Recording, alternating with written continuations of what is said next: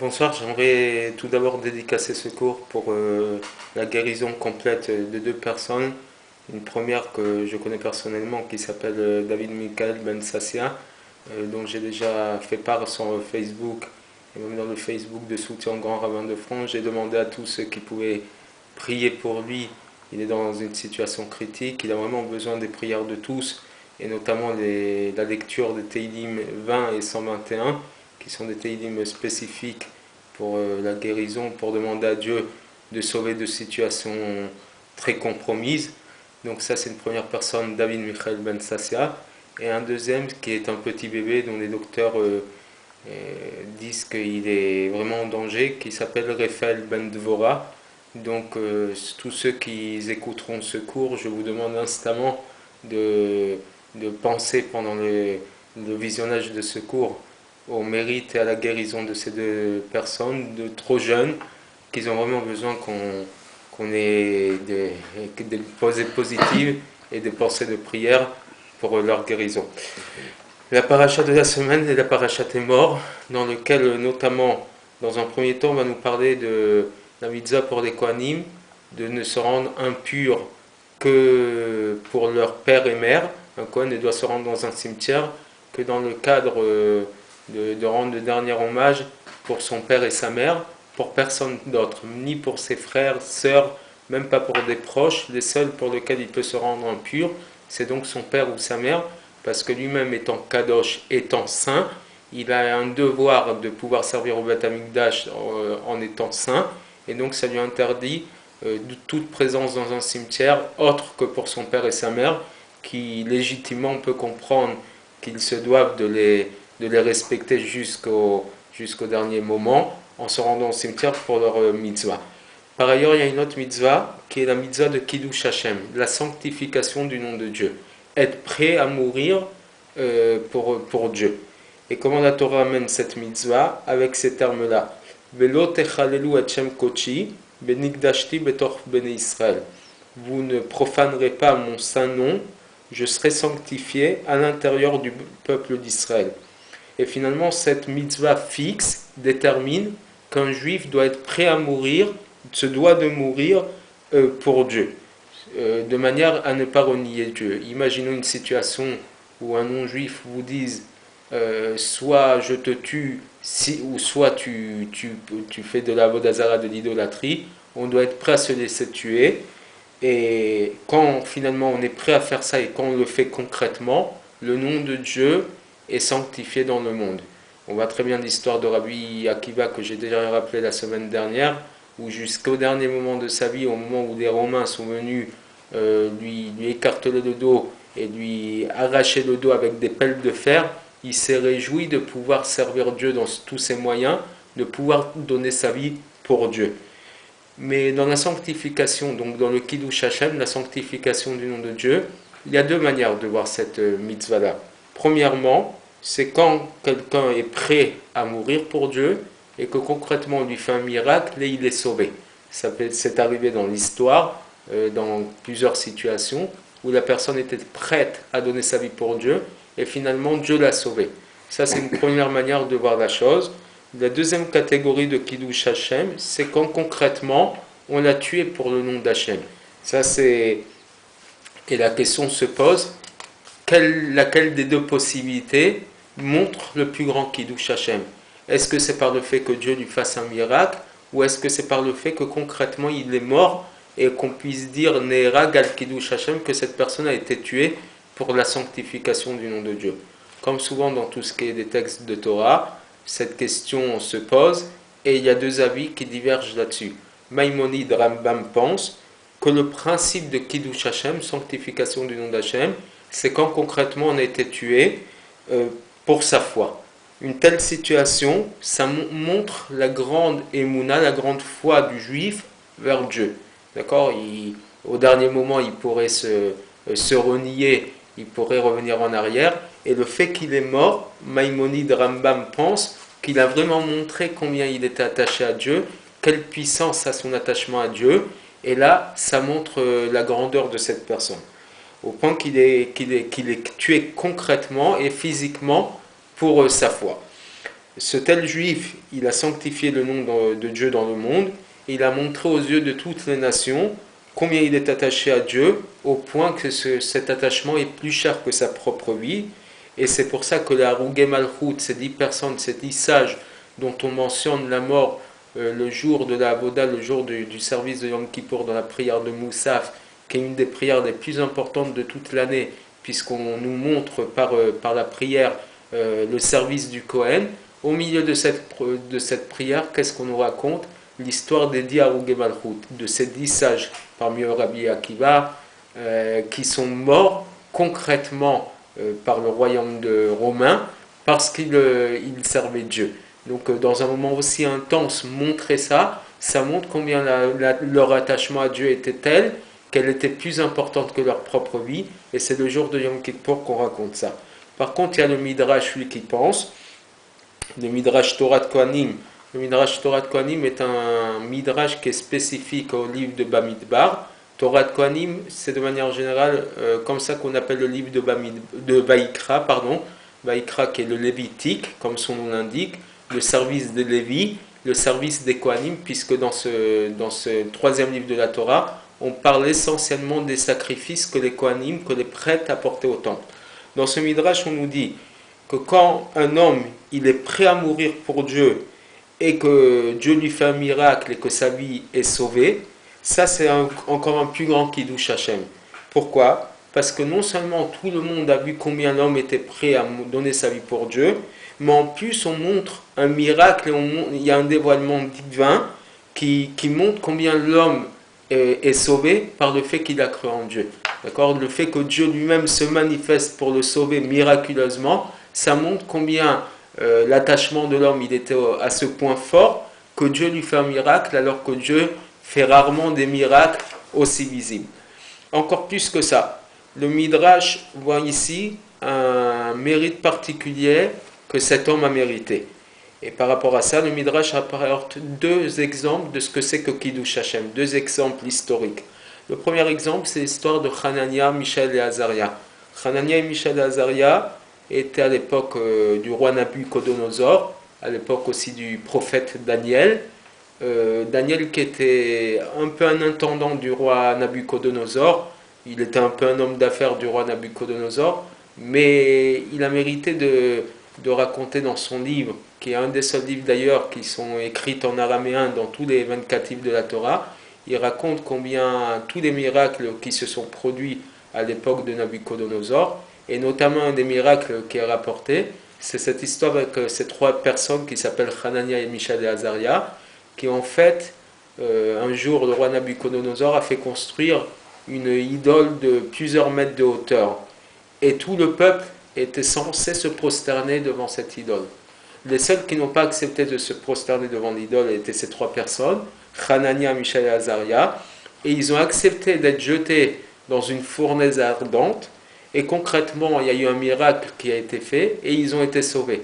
Mais le miracle va encore même encore un peu plus loin, c'est qu'en fait, au moment donc où ils ont été jetés dans cette grande cuve, la cuve s'est renversée, et en fait, elle a été même brûlée l'idole qui se trouvait à plusieurs mètres. Donc le miracle a été non seulement qu'ils ont été sauvés, mais en plus Dieu a manifesté aux yeux du monde entier combien cette action, cet acte de Nabucodonosor n'était pas acceptable, et que même l'idole en question a été détruite. Ça, c'est un premier exemple de Kiddush Hashem. Deuxième exemple, c'est l'histoire de Marianus Aracha. Marianus qui a été tué deux frères juifs qui s'appelaient eux Pappus et Loulianus. Comme vous vous rendez bien compte, c'est des noms d'origine hellénique, assez grecs. Même les juifs à l'époque étaient assez assimilés pour porter des noms qui ont une consonance pas du tout juive, mais plutôt grecque. Et donc ce Marianus, il leur dit, si vous faites partie, vous, du peuple de Hanania, Mishaël et Azaria, qui ont été sauvés en étant jetés dans cette cuve, que votre Dieu vienne et vous sauve. Oui. Qu'est-ce qu'ils ont répondu? Ils ont dit, Hanania, Mishaël et Azaria, eux étaient des gens cachers, étaient des gens de grande envergure. Et d'ailleurs, on raconte que dans le Talmud traité Sanhedrin, dans le chapitre qui traite de tout ce qui est les lois de Mashiach, on raconte qu'au moment où Nabucodonosor commençait à louer Dieu, il y a eu un ange qui est venu et qui lui a donné une petite claque pour le faire taire. Pourquoi il a fait ça? Parce que sinon Nabucodonosor aurait fait encore plus de louanges à Dieu que le plus grand homme qui a fait des louanges, à savoir le roi David. Et ça, Dieu n'aurait pas accepté qu'un rachat comme Nabucodonosor lui fasse tellement de louanges. Mais en tout cas, ils lui ont répondu, eux, ces trois personnes, Hanania, Mishaël et Azaria, étaient des gens cachers. Le roi Nabucodonosor était quand même une personne assez digne pour que des miracles se fassent par son intermédiaire. Mais toi tu es un roi rachat, tu es un roi impie. Et nous-mêmes, Papous et Loulianous, nous ne sommes pas des gens tellement cachers. Donc toi, tu ne mérites pas qu'il y ait un miracle qui porterait ton nom. Donc ils se sont finalement, ils ont finalement, eux-mêmes, ils se sont mis dans une situation d'être Chayabe Mita, passible de mort, et finalement, quoi qu'il arrive, ils devaient mourir. De là, on peut apprendre que dans la situation où Dieu fait un miracle et qu'il sauve une personne qui est prête à donner sa vie pour lui, il y a encore un plus grand mérite et c'est encore un plus grand Kiddush Hashem. Le fait qu'on prenne l'exemple de ces deux frères qui montrent bien qu'il faut être cachère pour que Dieu nous sauve, d'accord, ça montre encore quel niveau de Kiddush Hashem on peut y arriver. Mais en fait, malgré le dilemme, malgré la discussion entre Maïmonide et le Midrash, tout le monde est d'accord que quand un juif il donne sa vie pour Dieu, il n'a pas le droit de penser qu'un miracle va lui être fait. Il doit être prêt complètement, il doit être complètement décidé à donner sa vie pour Dieu. D'après Rambam, il doit penser ça, parce que comme on a dit, le fait qu'on le sauve, ça dénote une petite faiblesse dans le Kiddush Hashem, puisque pour Maïmonide, il faut vraiment être prêt à donner sa vie pour Dieu. Alors que d'après le Rambam, tout celui, d'après le Midrash par contre, tout celui qui donne sa vie avec l'intention et avec l'arrière-pensée qu'on lui fasse un miracle, on ne lui fera pas de miracle. D'accord? On doit être complètement prêt à donner sa vie à Dieu. Et c'est pour ça que quand il pense au miracle, concrètement, il s'empêche que le miracle se produise et que le nom de Dieu va être sanctifié par le miracle. Le miracle ne se fait véritablement que lorsque on est complètement décidé à donner sa vie pour Dieu. Là, Dieu il va pouvoir nous faire un miracle. En espérant que par le fait d'étudier les lois de Kiddush Hashem, de la sanctification du nom d'Hachem, nous mériterons concrètement, très prochainement, l'annulation de la galoute, de l'exil, cet exil a entraîné que le nom de Dieu a été profané par les nations. On le voit tous les jours. Aujourd'hui, c'est tellement plus simple de parler de la philosophie, de parler de la science, de ne pas croire en Dieu, que tout celui qui va emmener une foi, une croyance en Dieu, il est souvent taxé de fanatique, de trop croyant, alors que c'est tellement facile de profaner le nom de Dieu. Et à ce moment-là, lorsque nous sortirons de la galoute, il y aura le moment où le verset le dit dans la prophétie d'Ézéchiel, Bekidashti Hachem Gadol, mon grand nom sera sanctifié, Veyedu Agoyim Kani Hachem, et les Goyim sauront que je suis l'Éternel. Et j'aimerais dire que finalement, la sanctification du nom de Dieu n'est pas nécessairement par un acte concret de mort ou de risque de mourir. Tout ce que l'on fait de positif, tout ce que l'on fait en tant que juif et qui montre bien que nous sommes dignes d'être les représentants de Dieu sur terre, ça s'appelle aussi Kiddush Hashem. À l'inverse, il y a une avéra, le contraire de Kiddush Hashem, c'est Chilul Hashem, la profanation du nom de Dieu. La profanation du nom de Dieu, c'est pas seulement d'aller se convertir ou de se prosterner devant une idole. C'est quand une personne de notre peuple se comporte avec des comportements indignes d'être un bon juif, quand il trop d'exubérance devant les nations, trop de choses qui impliquent un mauvais comportement juif, ça s'appelle aussi Chilul Hashem, la profanation du nom de Dieu. Et quand on voit dans les médias malheureusement beaucoup de nos concitoyens, de nos coreligionnaires juifs qui parlent du mal d'Eretz Israël. Je nommerai pas certains journalistes qu'on peut taxer particulièrement de personnes anti-juives, anti-peuple d'Israël, anti-terre d'Israël. Et ça s'appelle aussi un chilul Hashem, une profanation du nom d'Hachem. Et ces personnes seraient bien avisées de se poser des questions dans leur comportement, dans leur vision de ce qu'est la terre d'Israël, parce qu'un jour ou l'autre, tout se sait, tout se paye, et le bon Dieu il nous demandera des comptes. Donc j'espère véritablement que dans cette période du Homer, dans la paracha, nous rappelons la mitzvah de compter pendant 49 jours le Homer, de manière à se préparer à recevoir la Torah le 50e jour du Homer, le jour de la fête de Shavuot. J'espère véritablement que chacun sera digne de pouvoir recevoir, de pouvoir accepter la Torah comme on l'a accepté en l'an 2448 au pied du mont Sinaï, et qu'on sera vraiment digne d'être des représentants de Dieu sur terre, parce que c'est la mission qui nous a été donnée. On a notre libre arbitre, on pourrait vouloir éviter d'utiliser ce choix-là. En tout cas, Dieu nous l'a donné, et nous devons de faire beaucoup d'efforts et beaucoup de progrès dans ce sens. Et c'est de cette manière qu'on pourra dire à Dieu, on a sanctifié ton nom sur terre, on a montré tous les jours dans nos voies, dans nos chemins, dans nos actions, que nous étions prêts à donner notre vie pour toi, sur la foi de la Torah, sur la foi de la Emouna en Dieu. À ce moment-là, on pourra demander à Kadosh Baruch Hu tout ce qu'on nous demande. Et encore une fois, on pourra demander la guérison de tous les malades, notamment donc David Michael Ben Sassia, notamment le bébé Raphaël Ben Devora, notamment tous les malades du peuple d'Israël. Et peut-être que nous mériterons de passer la fête de Pessar Sheni qui tombe ce jeudi, donc en même temps que la Hiloula de Rabbi Meir Balanès, Zechut Tzadik Vekadosh Ivracha, le mérite de ce Tzadik soit un moment de sainteté.